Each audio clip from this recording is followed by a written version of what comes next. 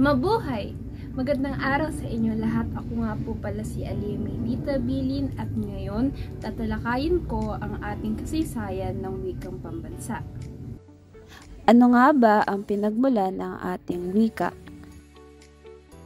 Ang kasaysayan ng wika sa panahon ng katutubo. Sa panahon ng katutubo, bago pa dumating ang mga mananakop ay masariling wika at sistema na ang pagsusulat ang ating mga ninuno. Isa na rito ay naging kabilang ang wika ng Pilipinas sa mga Austronesian o Orestano. At ang baybayin na kung saan ang unang sistema ng pagsusulat ng mga katutubong Pilipino. Napakahalaga nito sa mga katutubong Pilipino dahil ito ang pamamaraan ng kanilang komunikasyon at ito rin ay isang bahagi ng ating kultura at kasaysayan.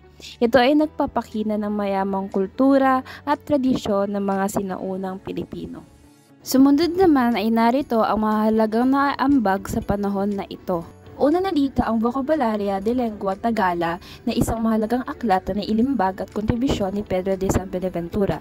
Ipinakita nito ang kahalagaan ng pagpapahalaga ng sariling wika at kultura. Sumunod naman ay si Padre Pedro Chirino. Siya ay isa sa mga unang European na nag-aral at nagsulat tungkol sa buhay at kultura ng mga katutubong Pilipino. At ang huli naman ay ang epiko at mga alamat na ito ay nagpapakita ng pagiging Pilipino at pagpapakaugnay ng mga Pilipino sa kanilang kultura at kalikasan. Sumunod naman ay ang panahon ng Kastila. Dito na nga ang pagdating ni Ferdinand Magellan at ni Miguel Lopez de Legazpi. Isa sa mga layunin nila ay ilaganap ang Kristyanismo.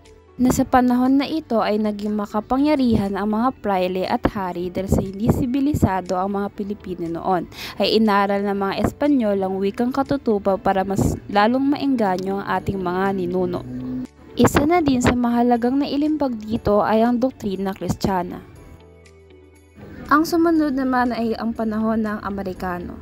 Panahon ng Amerikano naganap ang pagdating ni George Dewey at madami nagbago sa panahon na ito. Naging dominante ang wikang Ingles ginamit sa mga opisyal na transaksyon at dokumento ng pamahalaan, na hanggang sa kasalukuyan naman ay Ingles ay nanatili sa isa sa mga opisyal na wika ng Pilipinas. Naririto ang mga importanteng ganap sa panahon na ito.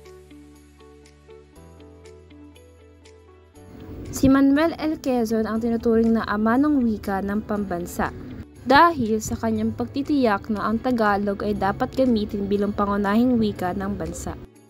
Sumunod ay ang panahon ng mga Hapon.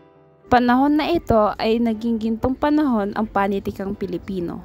At Nihongo at Tagalog ang naging opisyal na wika. Ang Kalibapi naman ay isang organisasyon na itinatag upang magkaroon ng tulong at suporta ang mga Hapones sa kanilang pagsakop sa Pilipinas. At sa panahon na ito ay pinagbawal ang paggamit ng wikang Ingles, nabigyang sigla ang ating wikang pambansa at naging biyaya ang manunulat na Pilipino sa panahon na ito. Nawala na mababahiran na kunarining ideya sa panitikang Pilipino. Ito ang mga importanteng naiambag sa panahon na ito: dula, tanagat, haiku at nobela. Ang huli ay panahon ng pagsasarili hanggang sa kasalukuyan.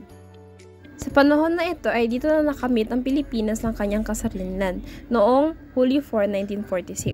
Noong Marso 12, 1987, ang wikang pambansang Pilipino na ang opisyal na wika ng Pilipinas. At dito na rin tinatag ang proklamasyon ng pagdiriwang tuwing Agosto 1 hanggang 31 bilang buwan ng wikang pambansa. Upang mas lalong maunawaan ang pinagkaiba ng Filipino, Pilipino at Tagalog, ano nga ba ang pinagkaiba nila? Ang Filipino ay tumutukoy sa opisyal na pambansang wika ng Pilipinas, habang ang Pilipino naman ay tumutukoy sa isang mamayang Pilipino o tao galing sa Pilipinas. Ang huli naman ay Tagalog ay isang wika or dialekto na pangunahing wika ng Pilipino. Ayun lamang at salamat sa pakikinig. Naway pagyamanin at mahalin pa natin ang ating wika at bansa.